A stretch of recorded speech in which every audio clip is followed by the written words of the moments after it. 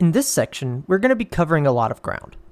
This section is probably the most foundational to this course, and it drives a lot of what we will be doing throughout the rest of the sections. Infrastructure operations is the facet of IT that often goes unnoticed outside of IT itself. Even developers often find it to be a mystery, and business folks might just mistake it for help desk. This side of the business is often one that's underappreciated, yet achieving some of the greatest feats in actually running the operations of the business. It all comes down to fundamental system administration. However, at the time of this video, we're in a world where system administration has evolved a bit, and it's evolved into this concept of development operations, or DevOps. DevOps engineers, or platform engineers as they're commonly referred to in the industry, deal a lot with what is essentially cloud-based system administration. There are so many new technologies and so many new ways to implement new technical stacks that these new DevOps type roles range from doing everything around, configuring cloud-based virtual private servers all the way to writing Bash and Node scripts to automate build pipelines. And these will impact, continuous integration and continuous deployments, or CI/CD if you're not familiar with that. Now, for our purposes, we're going to try to focus more on the concept of configuration management and desired state. Now, traditional data center hypervisor technologies like ESXi, for example, have always had features to help making migrations and backups and even managing machine states easy to configure and execute. Now, some feature functionality is a little bit easier than others, and it really just depends on what the tool is. It's not always as clean as it could be. Now, we've used a little bit of Terraform already in this course, but this is the section of the course where I'm going to break down why it is we're using that. You see, Terraform is an example of a language and toolset for infrastructure as code, or IAC for short. With IAC, you can configure entire environments in your cloud or even your data center by simply running a single command. You can even build custom pipelines in your CI/CD to do it for you. So all you have to do is, say, merge in a pull request in GitHub, and it'll go build out your infrastructure for you. It's kind of insane. Now, while I'm mostly using AWS for examples, Terraform supports multiple providers, and there's even some open source support for some lesser known providers like Proxmox. I would use these at your own risk. I haven't really tested them or vetted them, but I have seen them out. And I think it's really cool to think about how much could be automated even outside of something like AWS. Now, there are also other technologies that exist, like Chef and SaltStack, that allow you to implement this concept of desired state across your systems. You could use Terraform to spin up your systems and then configure a custom SaltStack agent, and then SaltStack can manage the state of your systems from there. Technically, you could even have SaltStack do more. Chef, Puppet, and Ansible are all other tools of this nature as well. They all help you achieve these same goals because at the end of the day, the goal is desired state. It doesn't really matter what tool you use to get there. So what does desired state mean? Well, desired state is this concept that a system should exist in a specific configuration at all times, never deviate. And if it does, it should be self-correcting or even self-healing. So for example, if a port is open that's not normally open, it should close itself once that's noticed. Or if a software package is installed or uninstalled that isn't supposed to be, it will return to a state where that wasn't the case. Now this isn't like point in time recovery, it's literally just correcting its configuration and how it's set up. It's still going to be running in real time. Now obviously, depending on exactly what and how is changed in a given configuration, this could result in issues. Anything from 5 minutes of downtime to a full-on kernel panic. It just depends on what's changed. But generally, the benefits far outweigh the risk. But I make note of that risk because, well, for one, I'm a security professional, and two, it's worth noting that this concept sounds heavenly, but nothing is ever perfect in IT, no matter how good it may sound. That said, it is still pretty sweet. And both the concepts of infrastructure as code and desired state can go a long way in red team operations. So let's get our hands dirty and build a small setup using Terraform and SaltStack, just to learn a little bit more about DevOps that we can use throughout the rest of this course. Alright, so for starters here, I've got this little repository that's coming with all of your course materials and stuff like that. And it's got some Terraform in it. I also got a nice little README with some instructions. So I'm going to step through this Terraform, starting with the Salt Master. Now, this Terraform is going to configure 3 different Linux servers. It's going to configure 2 Salt Minions and a Salt Master. but only one of them is really special. The other two are just standard Ubuntu servers will open up SSH, but this one has a special network rule allowed that is configuring ports 4505 and 4506. This is going to be our SaltStack master. This server will be able to issue commands to and configure our other two servers via SaltStack. The other two servers are just plain old Linux boxes, like I said. There's nothing special about them. They have SSH open, and for the purpose of this lesson, I can easily access the systems, but otherwise, they're just fairly normal systems. Now, a note on having OpenSSH to the world. This is usually a terrible idea. You can easily restrict this to IPs with network security groups, and we even have the ability to do that here. I've got a variable that you can actually configure if you just want to lock this down to your host. So with these network security groups, you can only allow access from a single IP or a range of IPs, or even via VPNs or specific spaces. Or you could even implement a jumpbox configuration of some sort if you need to expose something different in that sort of manner. So there's a lot more secure options than what we're doing here. And while it's true that we're configuring hacking tools, we still don't want our own systems to be compromised. Our tools can have vulnerabilities too.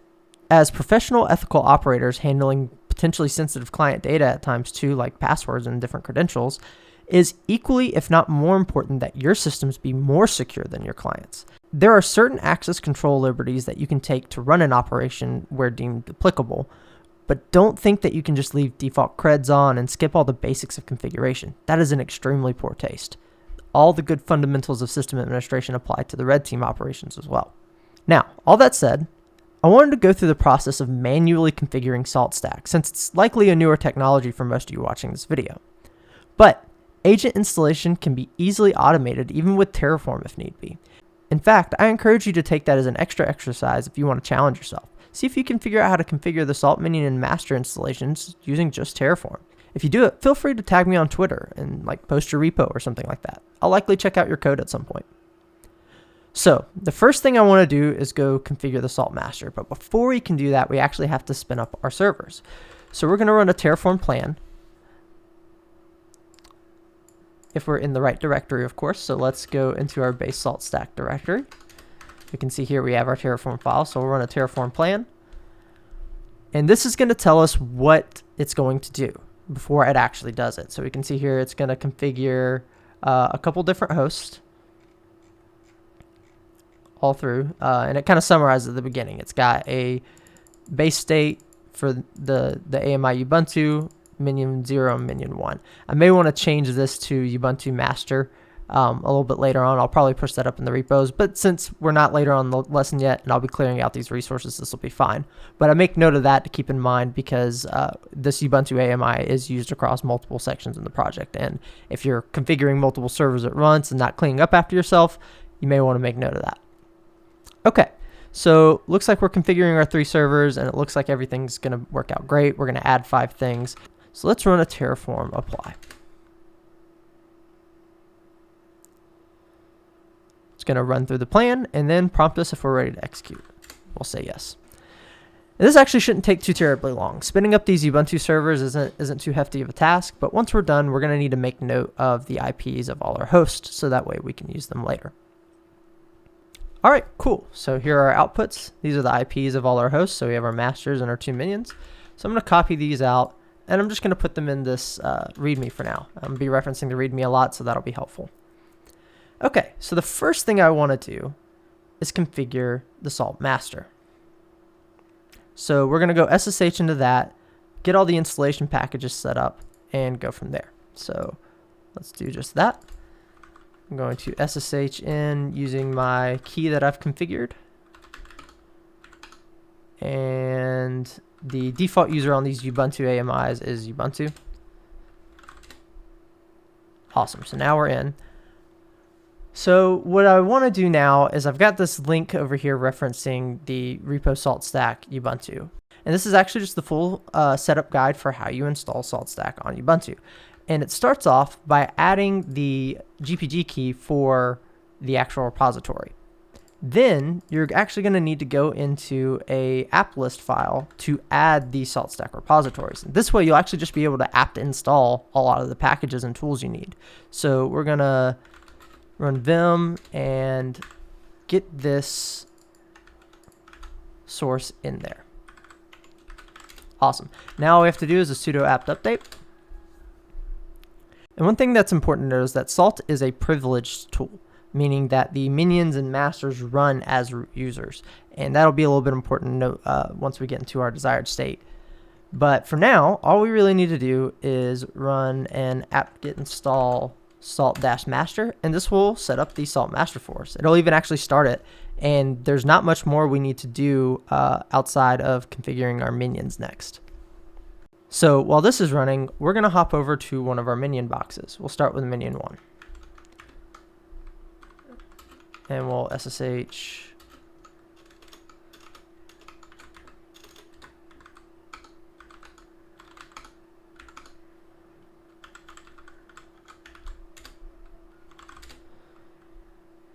cool. And we'll do the exact same setup steps that we did before, only this time we'll have to install the actual minion tool, not the master tool. And the minion tool requires a little bit more setup than the master does.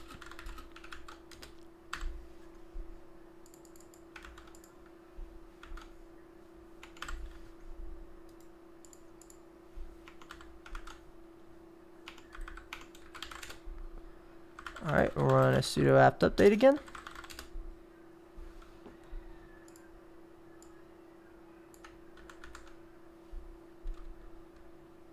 If we go look at our master, it looks like we're all set up and good to go over here. And then we can install our salt minion. Now, our master is already configured and running, should be working great, but the minion, once it's installed, like I said, requires a little bit more configuration. So let's go ahead and prep for that while we're waiting on that install to occur. So the first thing that's a good practice is to actually get the fingerprint of the master.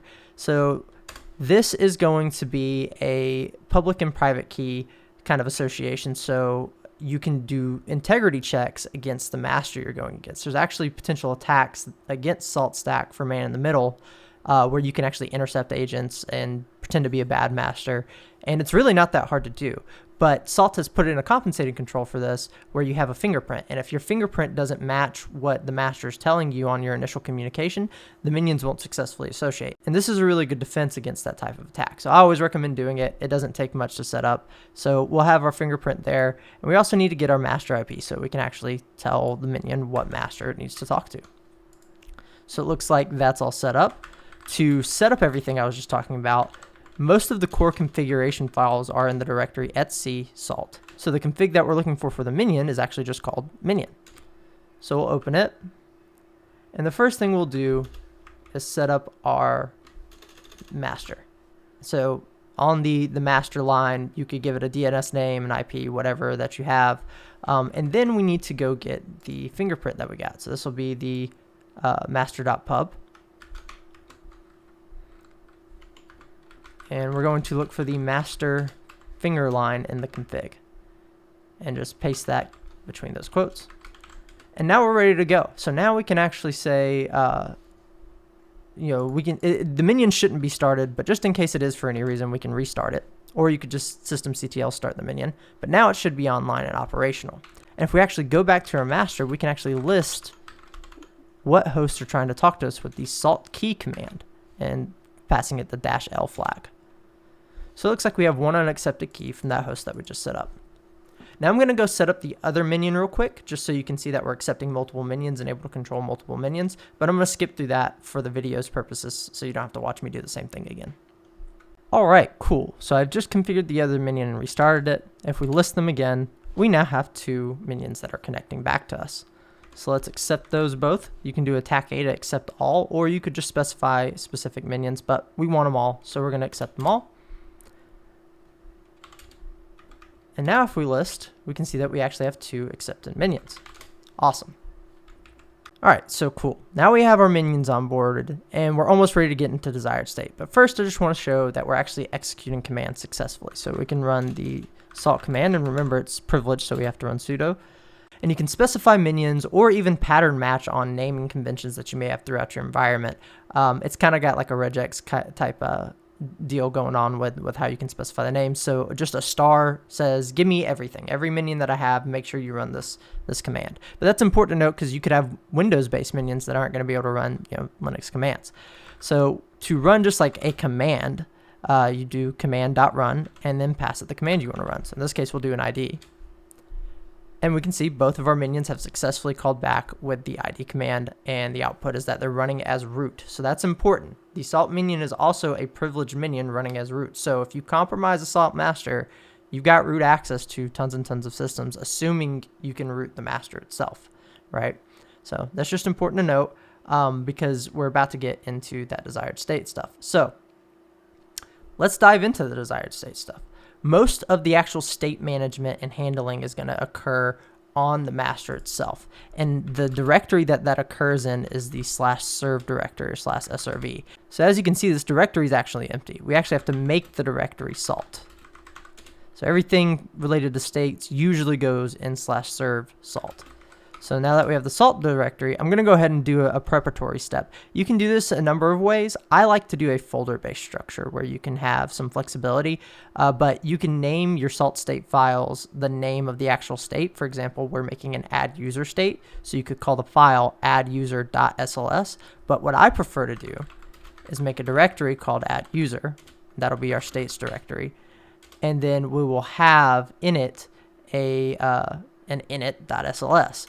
So we'll actually go ahead and set that up now since we're here. So we'll init.sls.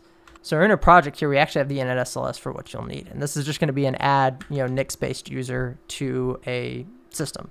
And so we'll add this here. And what it's doing is saying user.present. So if this user is not present, do this. That's kind of a weird way to phrase it, so I guess I'll say it differently. User.present means make sure this user is present. And so what happens is if the user is not present, it'll make it so, and if it is present, nothing will happen. So this is very declarative syntax. You're saying this needs to exist. And so you can almost think of it as okay, if it doesn't exist, do it. Right? So we're going to create a user called Gretchen with the password of password, best password ever, right? So that's going to be our state. To actually execute the state, we need a top file. Top files control all of the states that are going to be executed based on different environment variables, different system names, whatever have you. We're just going to use a simple base state and add the add user state to it. Our base state is going to say, hey, all systems are file roots is going to be the serve salt. So you could actually specify other directories where you're storing your states if you want to have different structures. That's fine, but this is kind of the basic layout for it. And we're going to say, hey, go check out the add user state and apply that whenever we run a state apply. So we're going to set up our top SLS. And that's all there is to it. We're actually ready to start serving up some states now. So the benefit of this state is that we're now going to pre-configure a user called Gretchen across all our systems. So maybe this is a user account or a service account that we want everywhere all the time. It'll have special privileges or whatever. As you saw in the state, it's just an account that has some level of privileged access. It's kind of got like a root group and just basic setup. So it's really nothing fancy, but think of it in that context. You could set up this user for any kind of need for your specific environment. And if ever it's removed, we could easily add it right back. So if somebody, playing around on the system and misconfigure something, we can get things fixed. But you'll also notice we stored a plain text password in that state file, right? Now, storing passwords can be kind of scary. Granted, you do need root privilege access to get to these credentials. I have to be root to read that file. But when we think of it that way, we aren't accounting for scenarios of privilege escalation. More importantly, though, it should be noted that if you're on a system that is a salt master and you want passwords for a minion, you already control the master and everybody has root access. That's why I brought that point up multiple times now. So you have root access to all the minions already, and you really don't need that password that you were looking for anymore. So in that light, this is kind of a fairly low risk issue, but people reuse passwords. So a password is always valuable loot for an attacker, even if they already have all the keys to the kingdom. So SaltStack does have a solution for this. They allow us to create what's known as a pillar. And pillars are simply configurations that contain variable data that we can use in our salt states. One of the things that we can do is actually configure a GPG key, encrypt the password that we want to use for a Gretchen user, store that encrypted password in a pillar, and SaltStack will automatically be able to decrypt it to use when it's needed whenever it runs a given state.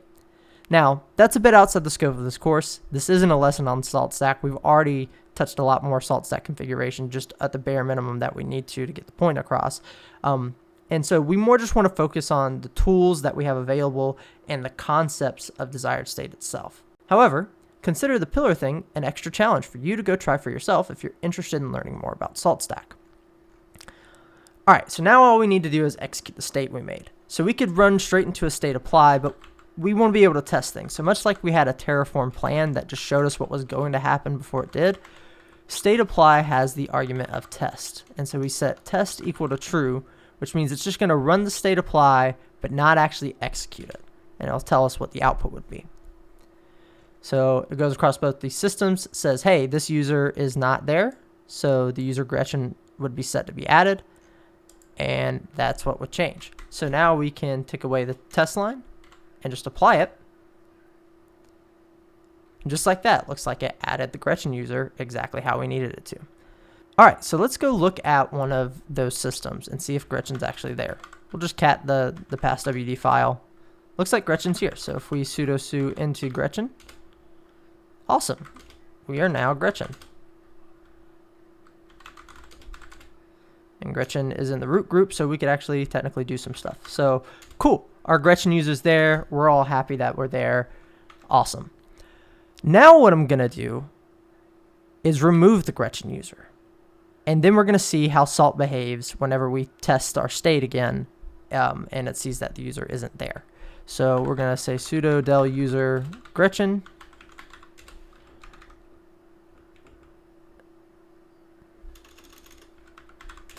There we go. And then if we cat the passwd file, we'll see that the user Gretchen isn't there. If we try to sudo Gretchen, there's no entry for the user Gretchen. Oh no, our Gretchen user is gone. That's not good. So let's see what Salt says about that. So we'll run a state apply where test equals true again. And it knows. It says, hey, that user isn't there anymore. This is not the state that we're normally in. And so if I run that state apply again, it'll add it back to just that system. So as you can see, we have just one total states run and only one change is made on one host. It didn't impact the other host at all because the Gretchen user was still there. So now we can go look at our passwd file again, and yay, our Gretchen user's back. Awesome. Now, that was just an introductory example. And even though we used SaltStack and Terraform, please remember that these are just tools for a job. Any tool that you deem to be better to meet your needs, I highly encourage you to go for it. Never stay loyal to a given tool. Use what works best for the job that you need. That's why it's called a tool. What matters in this case is what helps us achieve IAC automation and desired state configurations. Now, we won't actually touch SaltStack anymore for the rest of this course, but if you're interested in some more SaltStack stuff, especially from an offensive security perspective, I recommend that you check out the Red Team Village talk I did that I mentioned in the introduction. While we won't be using SaltStack, we will be using quite a bit more Terraform throughout the course. This is going to help us automate spinning up servers for our infrastructure and all that kind of stuff. So I hope you've learned quite a bit from this section. There's no hands-on assignment for this portion, just a quiz, but if you want to try what we've done here today, the resources that I've been using will be provided to you and open sourced. So I highly encourage you to give it a try for yourself. See you in the next section.